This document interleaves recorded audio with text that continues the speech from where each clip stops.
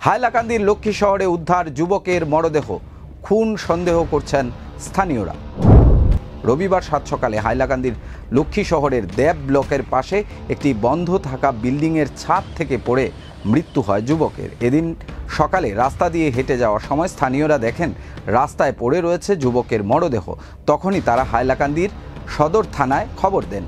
তারপর পুলিশ এসে মরদেহ উদ্ধার করে হাইলাকান্দির সিভিল হাসপাতালে ময়না তদন্তের জন্য সেটি পাঠিয়ে দেয়। জানা গিয়েছে ছেলেটি হাইলাকান্দি শহরের ভটপাড়া ৮ নম্বর ওয়ার্ডের বাসিন্দা সুসেন মালাকার। মরদেহের কাছ থেকে মদের বোতল, মোবাইল ও ৫ টাকার কয়েন উদ্ধার করা হয়েছে। স্থানীয়রা এই মৃত্যুকে খুন বলেই মনে করছেন। স্থানীয় জনগণের অভিযোগ, এ ধরনের বহু বন্ধ থাকা ভবনে জুয়ার আড্ডা বসে। পুলিশ তদন্ত শুরু করেছে।